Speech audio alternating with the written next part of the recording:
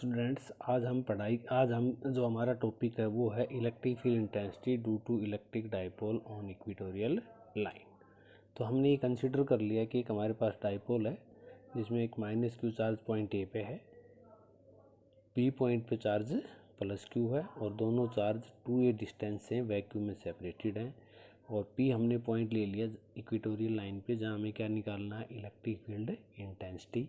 और ये equatorial line क्या होती है, वो लाइन होती है जो डाइपोल को दो इक्वल भागों में क्या करे, डिवाइड करे और उस पर क्या हो, परपेंडिकुलर हो। और हमने ये कंसीडर कर लिया कि हमारा जो ये ओपी है, जो ये हमारी जो ओ से मिड पॉइंट, डाइपोल के मिड पॉइंट से पी तक की जो डिस्टेंस है वो कितनी है, आर है। ठीक है, तो ये हमने यहाँ कंसीडर कर लिया। ओके, अब हम निकालेंगे electric field intensity at point P पे देखो हमारे पास डाइपोल में दो चार्ज है, एक माइनस क्यू पॉइंट ए पे प्लस क्यू पॉइंट बी पे। तो यहाँ पॉइंट पी पे जो इलेक्ट्रिक फील्ड इंटेंसिटी होगी वो माइनस क्यू चार्ज और प्लस क्यू चार्ज के कारण होगी। और उन दोनों इलेक्ट्रिक फील्ड इंटेंसिटीज का due to both charges we do the sum कौन सा करेंगे, वो भी वेक्टर सम। तो हम पहले निकालते हैं पॉइंट पी पे electric field intensity due to charge plus Q lie at point B. हम निकालते हैं पी पॉइंट पे electric field intensity due to charge plus Q. तो ये E1 हमने क्या मान ली, electric field intensity at point P due to plus Q charge lie at B. ये हो जाएगी 1/4πε क्यू अपॉन में बी पी का स्क्वायर अलॉन्ग पी डी। क्योंकि पॉजिटिव चार्ज के लिए हमेशा इलेक्ट्रिक फील्ड इंटेंसिटी क्या होती है, आउटवर्ड। तो ये हमारा चार्ज पॉजिटिव है क्यों यहाँ पी पॉइंट पे, तो इसके लिए इलेक्ट्रिक फील्ड इंटेंसिटी क्या होगी, आउटवर्ड होगी। और ये फार्मूला कौन सा लगाया हमने, वो electric field intensity due two point charge. तो उसके लिए क्या होती है 1/4πε0 फॉर वैक्यूम के लिए आएगा, क्यू अपॉन में आर स्क्वायर, आर डिस्टेंस पे क्यू चार्ज के कारण। तो यहाँ चार्ज तो क्यू है, डिस्टेंस कितनी है पॉइंट पी की, बीपी, बीपी का क्या गया, स्क्वायर। अब हम यहाँ ट्रायंगल ओ पी बी से क्या निकालते हैं, बीपी निकालते हैं। तो बीपी क्या आएगा हमारा आर स्क्वायर, बीपी किसके बराबर आ जाएगा हमारे यहाँ, R square plus A square के इक्विवेलेंट आ जाएगा, दैट इज द बीपी। तो इस बीपी की वैल्यू हम यहाँ रख देते हैं इक्वेशन, इसमें यहाँ रख देते हैं। तो ये हमारी बन जाती है इक्वेशन 1, यानी कि इलेक्ट्रिक फील्ड इंटेंसिटी होगी at point P due to charge plus Q. अब हम निकालते हैं E2, क्या निकालते हैं, electric field intensity at point P due to minus Q charge lie at A. वो भी सेम सिमिलरली आएगी, यहाँ बीपी था, यहाँ एपी का स्क्वायर आ जाएगा, बीपी की जगह एपी आ गई। ठीक है, और हमने इस ट्रायंगल कौन से ट्रायंगल से, APO से क्या निकाल लेते हैं, AP की वैल्यू निकाल लेते हैं। और वो भी किसकी इक्विवेलेंट आती है, वो आती है AP की वैल्यू कितनी आ रही है, ए स्क्वायर प्लस में आर स्क्वायर। तो इसकी वैल्यू हम AP की वैल्यू यहाँ रखते हैं। तो ये E2 कितना हो जाएगा 1/4πε0, 1/4πε0 क्यू अपॉन में आर स्क्वायर प्लस में ए स्क्वायर। और ये किसके अलॉन्ग हो जाएगी, अलॉन्ग PA के। ये इक्वेशन नंबर हमने क्या ले ली, 2 ले ली हमने। अब ये चार्ज कंसीडर कर ली, सॉरी इक्वेशन 1 और 2 आ गया हमारा। अब हम मान लेते हैं कि ये एंगल थीटा है। अगर ये एंगल हम PBO को थीटा मानते हैं तो PAO एंगल भी हमारा क्या होगा, थीटा एंगल होगा। क्योंकि दोनों क्या हैं, ये सिमिलर ट्रायंगल है। कौन कौन सी, APO और PBO और PAO दोनों हमारी ट्रायंगल कैसी ट्रायंगल हैं, सिमिलर ट्रायंगल है। तो ये एंगल थीटा है, ये भी थीटा होगा। हम PX एक लाइन क्या करते हैं, ड्रा कर लेते हैं इस AB के पैरेलल। ठीक है, तो ये PX और AB दो पैरेलल लाइन होगी, ये एक स्ट्रेट लाइन को क्या कर रही है, कट कर रही है। तो ये क्या हो गए, दोनों इंटरनल एंगल हो गए। ये एंगल थीटा है तो ये एंगल भी थीटा होगा, कौन सा, DPX एंगल भी। ऐसे ये कौन से होंगे हमारा एंगल, APX भी थीटा है। क्यों, क्योंकि हमारा एंगल PAO भी क्या है, थीटा है। तो ये एंगल थीटा, तो ये एंगल थीटा, ये एंगल इस एंगल की इक्विवेलेंट होगा। ये मैथ की थ्योरम है, ये एंगल इस एंगल के इक्विवेलेंट होगा। अब ये हमारे दोनों एंगल हमने ये बता दिए इक्वल हो गए। अब हमारे पास ये E1 है, हमारे के इलेक्ट्रिक फील्ड इंटेंसिटी है। तो इस E के कंपोनेंट करेंगे, रिजोल्व करेंगे हम।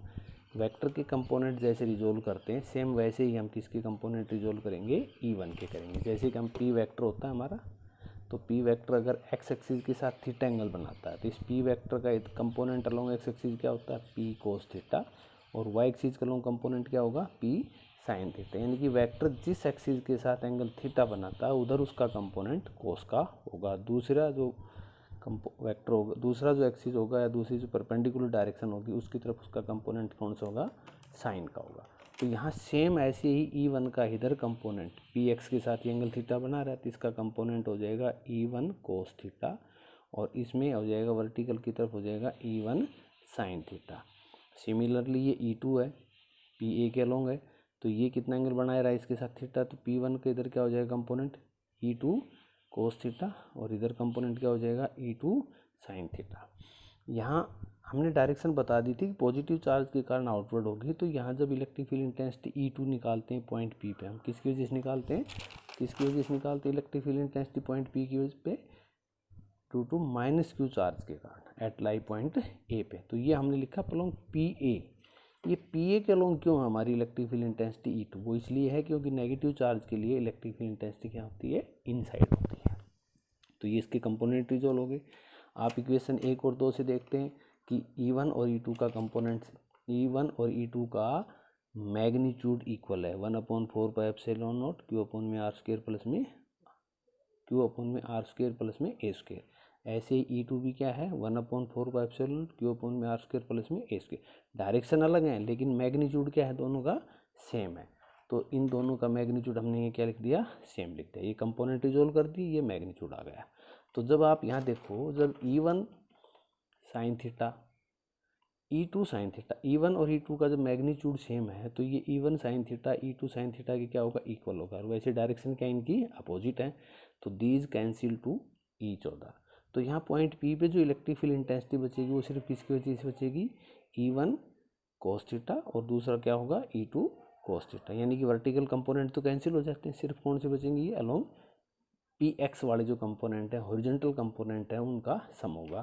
तो नेट जो इलेक्ट्रिक फील्ड इंटेंसिटी होगी एट पॉइंट P पे वो क्या होगी, E1 cos theta plus E2 cos theta. E2 किसके बराबर है, E1 के, तो यहाँ E1 cos theta plus E1 cos theta तो हो जाएगा 2E1 कोस थीटा। हम यहाँ वैल्यू पुट कर देते हैं, कोस थीटा निकालते हैं, पहले हम वैल्यू निकालते हैं कोस थीटा की ट्रायंगल APO से, तो वो होती है A अपॉन में R स्क्वायर प्लस में A स्क्वायर, OA अपॉन में AP, और ये कितना आ जाता है A अपॉन में R square plus A square under the root.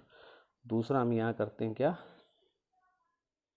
दूसरा हम यहाँ इसमें E1 की वैल्यू रखते हैं और किसकी रखते हैं, कोस थीटा की वैल्यू रखते हैं।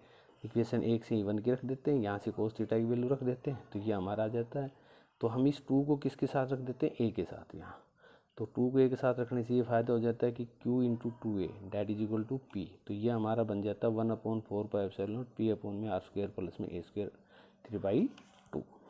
ठीक है, ये अब इसको हम वेक्टर फॉर्म में लिखना चाहें तो वेक्टर फॉर्म में क्या होगा, तो वेक्टर फॉर्म की बात करें हम, तो आप देखो वेक्टर फॉर्म में ये जो हमारी यहाँ इलेक्ट्रिक फील्ड इंटेंसिटी है वो Px के अलोंग है, और हमारा इलेक्ट्रिक डाइपोल मोमेंट होता है नेगेटिव चार्ज से पॉजिटिव चार्ज की तरफ, तो वो है AB के अलोंग और ये है Px के अलोंग। तो क्या होगा यहाँ पर, ये दोनों की डायरेक्शन क्या एक दूसरे की, ये तो E की डायरेक्शन होगी यहाँ पर, और यहाँ पर ये किसकी डायरेक्शन होगी, P की डायरेक्शन होगी।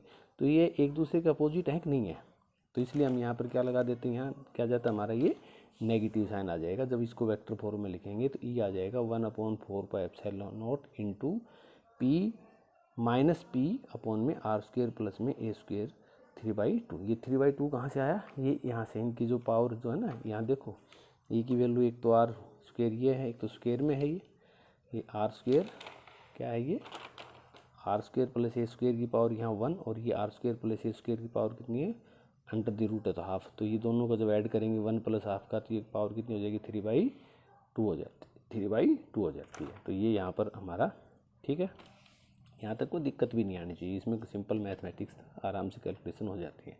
अब हम यहाँ क्या करते हैं, डाइपोल स्मॉल ले लेते हैं, कि जैसे कि डाइपोल की जो लेंथ है वो स्मॉल है, इस किसके कंपेरिजन में, R के कंपेरिजन में। कैसे स्मॉल है कि R square plus A square is equal to R square. तो हम यहाँ पर इसकी वैल्यू रख देंगे R square plus A square, क्या रखेंगे R स्क्वायर, तो यहाँ आ जाएगा 1/4 pi epsilon naught P upon में R क्यों, R स्क्वायर इंटू 3/2 करेंगे, पावर 3/2 है यहाँ, तो ये इसको 2 से 2 कटेगा, तो R की पावर सिर्फ क्या बचेगी 3 बचेगी। ठीक है, ऐसे ही जब हम इलेक्ट्रिक फील्ड इंटेंसिटी निकालते हैं एक्सियल लाइन पे R डिस्टेंस पे स्मॉल डाइपोल के लिए, तो उसके लिए हमारा ये आता है, ये डैश किसके बराबर आ जाती है 1/4 पाई एप्सिलॉन नॉट 2p/r, कल निकलवाई थी, कल का टॉपिक था, कल किया होगा हमने। तो यहाँ देखो ई और ई डैश को देखो, जब हम टाइप पॉइंट लेते हैं इक्वेटोरियल लाइन पे, दूसरा हम पॉइंट लेते हैं एक्सियल लाइन पे, दोनों पॉइंट आर डिस्टेंस पे, इक्वल डिस्टेंस पे। तो electric field intensity equatorial line पे तो ये आती है और एक्सियल लाइन पे ये आती है, इनमें सिर्फ क्या अंतर है, 2 का अंतर है। यानी कि ई डैश जो है ना इक्वेटोरियल लाइन पे इलेक्ट्रिक फील्ड इंटेंसिटी, वो एक्सियल लाइन पे जो इलेक्ट्रिक फील्ड इंटेंसिटी है ना ई डैश एक्सियल लाइन वाली, वो हमारी इक्वेटोरियल वाली इलेक्ट्रिक फील्ड इंटेंसिटी ई से क्या है, डबल है। यहाँ पी है और यहाँ 2p है। तो अगर डाइपोल में 2 पॉइंट हो हमारे पास, एक एक्सियल लाइन पे हो, एक हमारे पास इक्वेटोरियल लाइन पे हो स्मॉल डाइपोल में, और दोनों की डिस्टेंस डाइपोल के सेंटर से इक्वल हो, दोनों पॉइंट्स की, एक्सियल लाइन वाले की भी और इक्वेटोरियल लाइन वाले दोनों पॉइंट्स की डिस्टेंस भी क्या हो, इक्वल हो, तो जो इलेक्ट्रिक फील्ड इंटेंसिटी होगी वो एक्सियल लाइन पे इक्वेटोरियल लाइन वाली से डबल होगी। ओके, आज थोड़ा सा हमने चेंज किया है कि हमने पहले नोट्स बना के फिर हमने इनको नोट्स में डिटेक्ट करके पढ़ा, नोट्स में से हमने आपको पढ़ाया। अगर आपको ये ट्रिक अच्छा लगे तो इसकी बता देना। अगर जो हम पहले पढ़ा रहे थे कि साथ साथ वीडियो बना के पढ़ा रहे थे ना, साथ पढ़ाते वक्त साथ साथ हम नोट्स बना रहे थे, साथ के साथ हम वीडियो बना रहे थे, तो उस टाइम का मेथड अगर आपको पहले वाली वीडियो ठीक लगी है तो पहले वाला तरीका बता देना बच्चों, और अगर आपको अच्छा लगता है कि ये दूसरे वाला ज़्यादा इफेक्टिव तो ये बता देना। जो आपको अच्छा ज़्यादा इफेक्टिव लगेगा, जिससे आपकी ज़्यादा समझ में आएगी, वो वाला तरीका हम फॉलो करेंगे। पहले नोट्स बनाएं, फिर उसमें हम नोट्स में पढ़ाएं, या हम साथ के साथ नोट्स बनाएं और पढ़ाएं। बाय।